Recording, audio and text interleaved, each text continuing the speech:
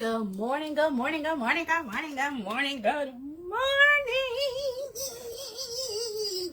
We are all here gathered together for Moments with Moesghetti. Please like, comment, share, follow me. And yeah, if you want to give a little bit of financial appreciation, you can hit my Cash App, buy me a coffee or buy me a car, whatever's in your pocket and whatever's on your heart. Don't break the bank for me, but if you got it, flood it. But I appreciate you guys. I appreciate you, those of you who are here with me in real time and those of you who watch the playback later on. I'm encouraged by each and every one of you who say that you appreciate my content. And I just ask that if you appreciate it, go ahead and share the news. We're talking about bringing back the village. We're talking about building. We're talking about building ourselves, and we're talking about building our communities. Because ultimately, I want to see us all be greater. I want to see us all be greater. So here we go. This week. Now, I've been talking constantly about bringing back the village. That's the whole focal point of this Moments with Moesghetti, is to highlight how we can elevate ourselves to become better village members in order to grow the village as a whole. So as each of us becomes stronger, what we pour into becomes stronger, what we build together becomes stronger, and we are also able to receive out of the village in which we pour into. So I talk so much about bringing back the village and building the village through building yourself, and the importance of staying connected within one another. But today I want to talk a little bit about when it is time to be alone. When it is time to be alone. Now, it seems like being alone is counterproductive to the village building, but I guarantee it is not, because there are times in our lives in which we are purposefully meant to be alone. Now, the times that we are not meant to be alone include when we are depressed, when we are stressed, when we are in need of help. That is when we should be leaning into our village, and that's when we should be open to receiving from our village. I'm not talking about those moments where you just feel like being alone, but I'm talking about those moments where it is essential for you as an individual to be alone. So I'm bringing you 3 points, and we're going to hit it, and we're going to head on out of here. It is important to be alone for your evolution, for your elevation, and for your evaluation. Y'all like that? I really have a fondness for 3-point preachers. So excuse me if I take their format and bring you 3 points in these moments, because I mean, that's a good round way to get things going. So anyways, being alone for your evolution, for your elevation, and for your evaluation. So let's take it on to your evolution. So the definition of your evolution is a gradual development of something, especially from a simple to a more complex form. So in our lives, there are times where it's just simply time to learn a little bit more, to grow a little bit more, to be a little bit better. In those moments, that is when we are undergoing an evolution, a spiritual evolution, a mental evolution, a social evolution, whatever type of evolution that you need to go to. It is a gradual change from being how you are to being better than you are. And obviously, being your best self is going to allow you to bring your best self to the village. So it's important that there are times in which you must be alone in order to undergo this evolution. Evolution is an opportunity, is a moment for growth and development. And the reason why it might require you to be alone for that period of time. Now, we're talking about short periods of time. We're not talking about the entirety of your life. We're talking about seasons in your life in which you will be alone. It might be important for you to be, it is important for you to be alone through your evolution, because your gifts, your specific gifts, the things that are key to you, the things that are tied into your specific purpose, are the things that are undergoing the evolution. And so when you attach yourself too much to other people, sometimes you block out your own gifts, waiting for other people to join you. You can't always wait on others for you to grow your gifts. They're your gifts to grow. And if you've reached a certain plateau in which there's more for you to develop within your gifts, within your talents, it might require for you to break off from the other people who are in your circle in order to evolve in that area. That's why we go back to school and you enroll yourself. There are tons of people who choose not to go to school because they don't have a friend to go to school with them. Or there are people who choose not to experience new things because they don't have anybody to go with them or do that with them. But evolution is about developing your specific gifts, your specific talents, your specific purpose. And in order to do that, it might require you to break off from people who don't have that same alignment. Then there's nothing wrong with that. There's nothing wrong with that. I went to school for psychology. My sister is a nail tech. We can't go to the same school for the same thing. We have to take our own routes, evolve. And then at the end of the day, we're able to come back together and use the evolution of our individual gifts to support the entirety of the collective. If we evolve to our greatest heights on our own, it takes a moment to really dive into what it is that we need to develop. We can bring that back. We can teach others. We can help grow others. But if we're waiting on others to grow our gifts, if we're waiting on others for our evolution, then we may stunt our own growth. Your growth is not meant for them. Their growth is not meant for you. Your evolution is not theirs and theirs is not yours, but it is yours. So it may require for you to step away, for you to step back from the village in order to tune in with yourself, grow those gifts, and evolve to a greater height so that you're even better for yourself and so that you're even better for the collective. Let's go to the comments. I strongly encourage everyone to take at least one trip alone. It's a wonderful experience. Yes, Michelle. I haven't taken too many trips alone, but I have. Let's see. I've taken trips that were not necessarily work or church affiliated. I take a lot of trips that are church affiliated. And I've taken a trip out to Portland with my friend Leather, which kind of felt like a side quest. And I took a trip out to DC to visit a friend of mine, and I did that on my own. I have not taken a solo vacation, but I definitely want to put that on my bucket list because there is freedom in that. You really get an opportunity to tap into the things that you really like, that are all just meant for you when you are traveling or taking a trip alone. So yeah, Michelle, that's a great suggestion. Encouraging everyone to take at least one trip alone. Yeah, I gotta do that for me. That's a great suggestion. That is a great suggestion. All right. Moving on to the next point. It is time to be alone for your own elevation.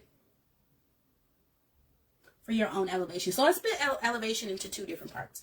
One part is the spiritual elevation. Sometimes you need to actually elevate and connect with the higher power, the source, the supreme being. I call him God, the Father. In those moments of elevation, that's kind of like the it's me, oh Lord, standing in the need of prayer. Sometimes in order to elevate, you must actually look up to the higher source, to where all of this comes from, and connect by yourself in order to address the things that are going on in your life and in order to receive instruction that is specific to you.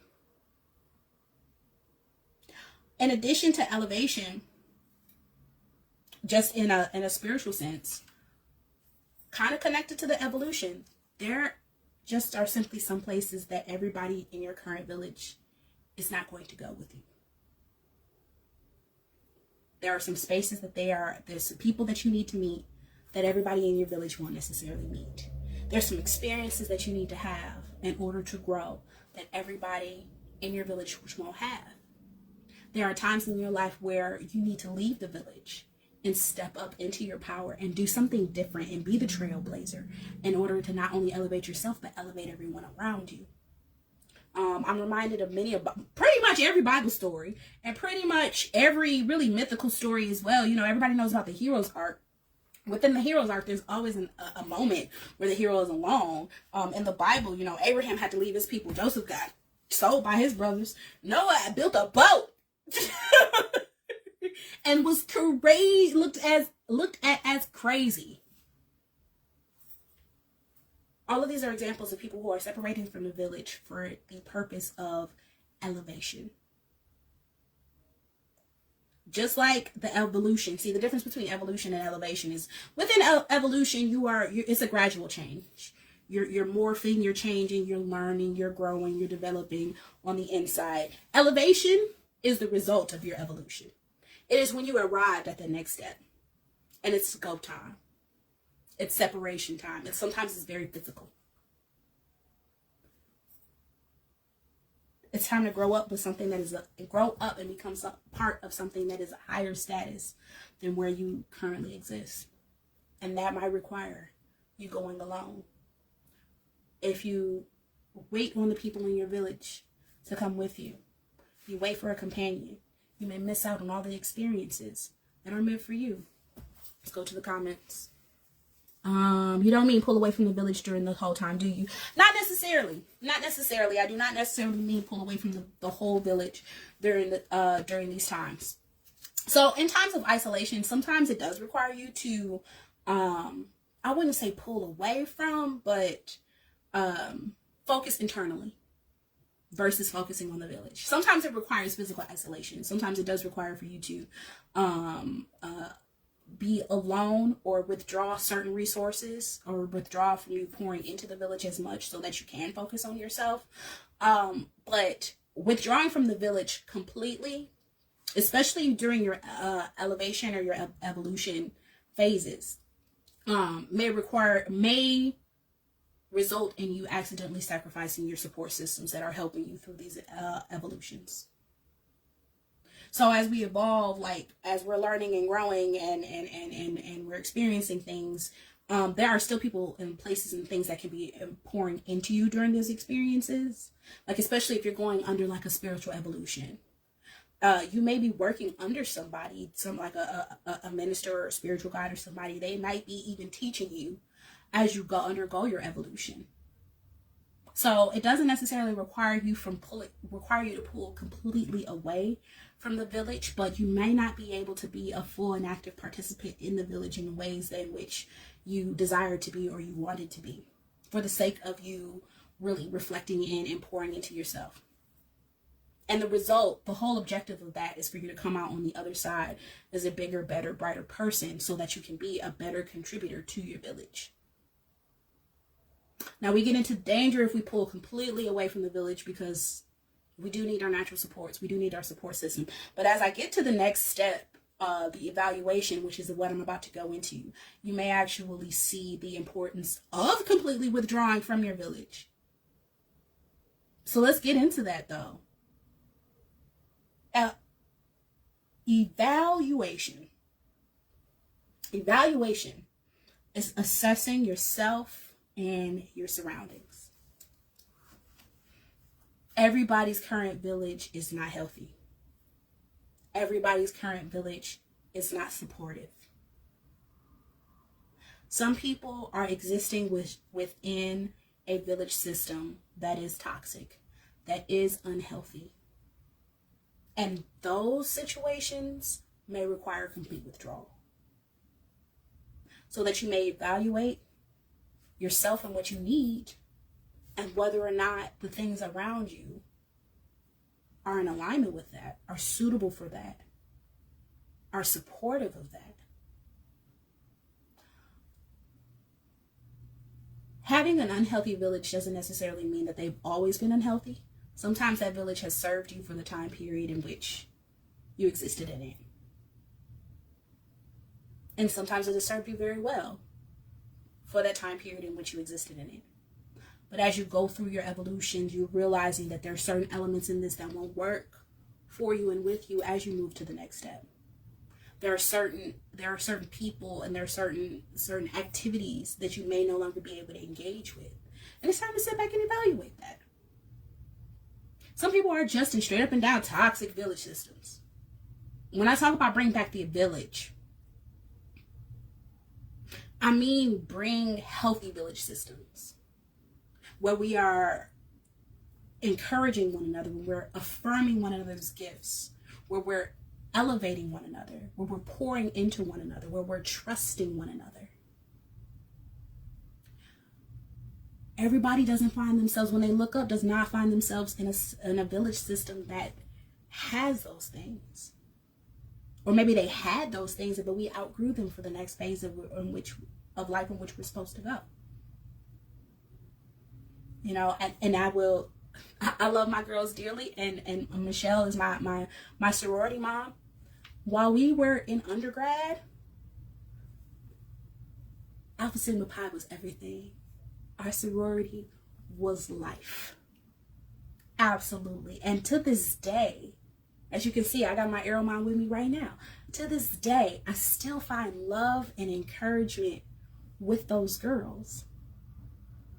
But that is a collection of people who are between the ages of 18 and 22, who are dealing with issues that people deal with between the ages of 18 and 22.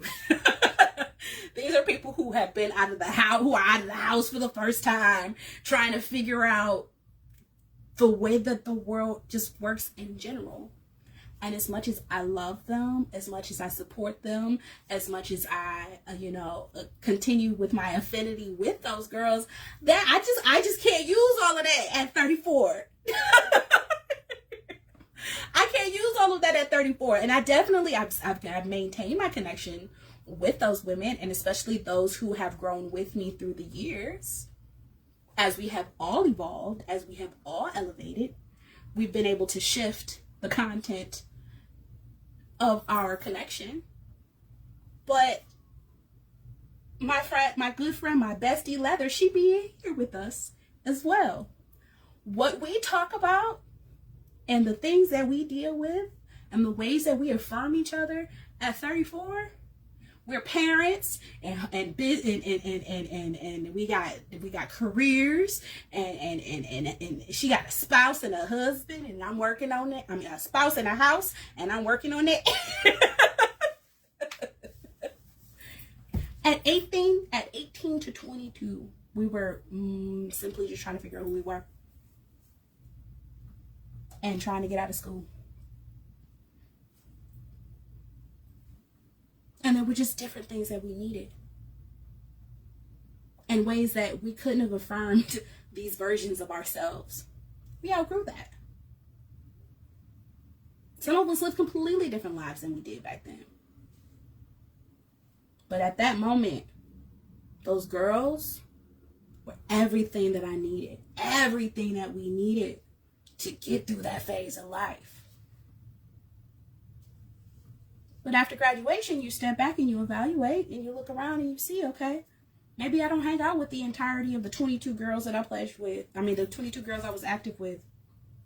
But there's a solid like 4 or 5 of them that I rocks with. And there's nothing wrong with the rest of them. I'll see y'all at homecoming. It'll be a great time. But I had to evaluate my village and what I need. And as I went through different phases of life, I found new, smaller and temporary villages. As I went back to school, I found a nice group of girls in grad school who were able to affirm me, and I could affirm them, and we could study together and we could grow together.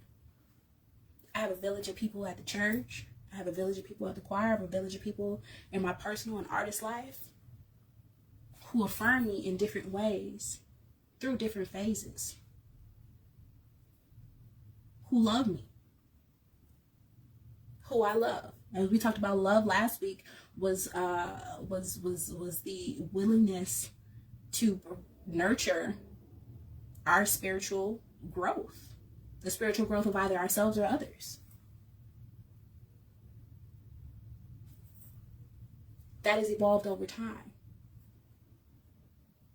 And some of those villages were temporary, very much so needed, very much so the core of everything I aspire to be at that moment. But you elevate. Someone says, I didn't even know you were in a sorority. Yes, girl. The arrows, Alpha Sigma Pi for life. Those are my babies. But it's not the core of my existence at this period of my life, because I need a different type of village. I need a different type of support. And I really hope and pray that the girls who are coming in and out of that organization now and in the future find the same sort of camaraderie that I found while I was there. Also, I'm good. I don't have to go to meetings on, what was it, Monday at 6:15 or whatever. I'm not going to meetings no more. I'm not. You can't. Well, you could pay me, but I'm not. I'm not. Because I'm in a different space and I needed different things and I need a different village.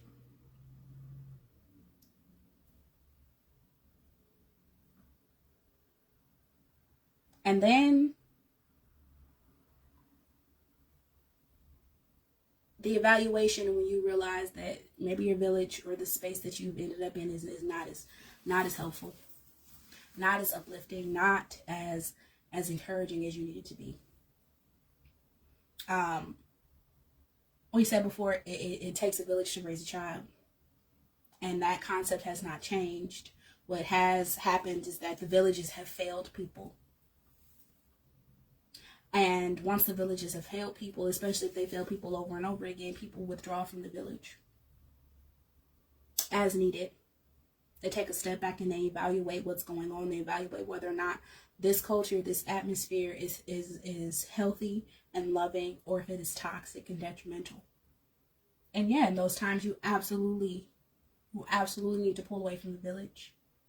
You absolutely need to pull away from that atmosphere, that community. If you're trying to live a life of sobriety and you're around people who are drinking and doing drugs constantly, yeah, it's time to evaluate and pull away from that. And maybe you might come out of it with a person or two who supports you in your new evolution as you become clean and sober, or your new elevation of living a different type of life. Maybe you'll come out with somebody who supports you in that endeavor. Maybe not. But if those are changes that you need to make, and you evaluate that this is not the atmosphere in which I can do that, then you might have to pull away from the village. You may not be able to return. You may or may not be able to return. Mom says, we say change people, places, and things. Absolutely. The changing of your people, places, and things is the reevaluation of your village. Whether or not that atmosphere will allow you to love yourself and will allow you to pour love into it, and it will be a place where you can be loved. If that is not the case, then it may take isolation, it may take withdrawal. But don't just stop there. Because that's when we end up in danger. That's when we end up alone. That's when we end up incomplete. Is when we don't go find a new village, a healthy village, a village that pours into us to replace whatever elements of the old village that were unfulfilling. To help us cultivate the life that we're trying to live.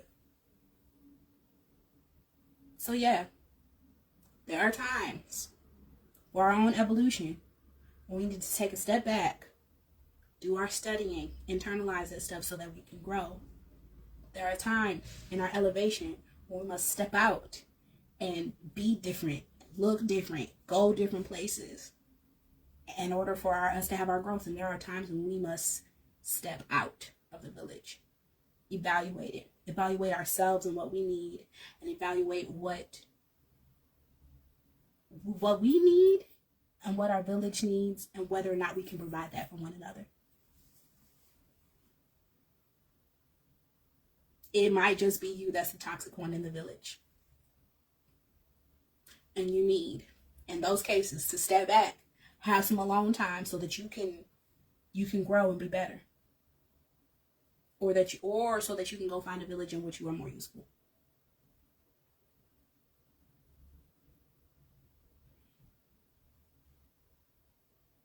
But I still stand on the fact that we're not meant to be alone. We are not meant to be alone. We are not meant to be alone. We will have our seasons in which we should turn inwards, grow, evolve, elevate, take chances, see different things, so that we can be better, then step back in. That's it. Sometimes the sponsors are great help in our journey. but then they have taken us as far as they can go, and you must change in order to keep growing. Absolutely. Absolutely. There's some within the 12-step recovery programs, there are parenthood and sponsorships, and that person will walk with you along your journey until you have reached a certain point of your elevation where it's time for you to move on to somebody who can take you higher. Separating from people doesn't necessarily have to be a bad thing. It can be a very good thing. It means that we've reached the end of this chapter together. And if you don't move on, it will get stale. But sometimes that moving on, that transition period, will require you to be alone. Will require you to reflect within yourself. Will require you to evaluate what you have going on. Will require you to study and learn and grow. Will require you to go through different tests to prove that you have actually elevated to the next step. See, sometimes it just doesn't work. Sometimes the places that we found ourselves in just don't work for us. The partnerships that we found ourselves in don't work for us. The teachers that we found ourselves under don't work for us. The friends that we've found ourselves connected with don't work for us. Sometimes it just does not work. Even if it did. Even if it was great for a little while. So all in all,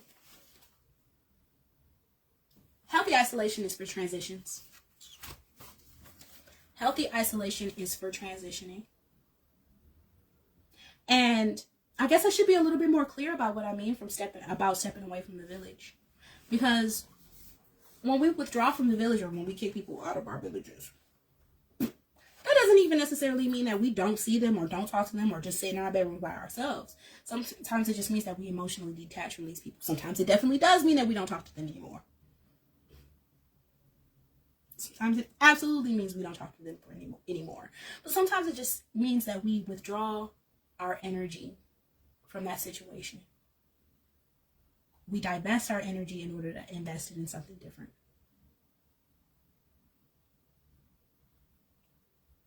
That don't mean I don't talk to you. That don't mean I don't see you. That don't mean if I pass you in the grocery store, I don't fool with you no more. Like I said, the girls in my sorority love the actives. I was just scrolling through their Instagram page the other day, like, oh, look at them being them. But I don't invest my energy in that. I send them love. But I could care less about what they got going on week to week. I'll see y'all at homecoming. Just for a weekend. Then I'll be back to my own business. Because that's not where I put the core of my energy. That's not my main village right now. And that's okay. And that's okay. The more you become okay with moving through these different phases of life and letting go of things when they need to be let go and receiving things when they're received, the easier these transitions will be. The more open you are to evolving and elevating and moving and transitioning through life, the easier these isolation periods, and honestly, the quicker these isolation periods will be. You know, just because I have to study doesn't mean I have to study in a room completely by myself with a flashlight under the blanket. No, sometimes I can find people who are walking the same path I am, who are transitioning in the same ways that I'm transitioning at the same time that I'm transitioning. But it's about where my energy is. In those moments where I need to isolate, in those moments where I need to evolve, in those moments where I need to develop. It's about putting that energy inwards. With the result being, when I get to the other side of this growth period, when I get to the other side of this transition, when I get to the other side of this evolution, this elevation, when I'm done evaluating the scenario, I'll be better. And everything I touch will be better. And everyone that touches me will be better. And that's how we build a stronger village. So if you see a person in your life who is in an isolation period, a healthy isolation period, be gentle with them. Be affirming to them. That's how you remain a positive village member, regardless of whether or not that person is investing or divesting from you at the moment. That's how you hold space for your village members as they go through their things. And if you see that they're having unhealthy isolation, go ahead and reel them on in, because they need your love and they need your support and they need your care. So pay attention. Pay attention. Pay attention. If you find yourself alone, pay attention. If you are engaging in healthy, evolution-based isolation, alone moments, seasons, or if you have pushed yourself out of your village unwarrantedly. Because if you have, it's time to come back to your peoples, get connected, be rebuilt, check in. But if you're growing and you're transitioning, be patient with yourself and be patient with those who you see are in that state as well. All right, folks. I think that's enough of that. I appreciate y'all being with me today. Let's go ahead and take it up in prayer. Dear Heavenly Father, I thank you for this day. I thank you for the opportunity to speak to my virtual village. I ask that everybody who comes across this video may be enlightened, may feel supported, whether they walk alone or they are within their healthy village. May you remove toxicity from their spaces so that they may grow and be shaped and be formed into the best versions of themselves, so that we can all come together as a collective and be the best that we can be, and in harmony with one another. Thank God and amen. I appreciate y'all spending time with me on these Wednesdays. I really do. I appreciate you all. Love you all. Till we meet next week. Thank you for spending a moment with me.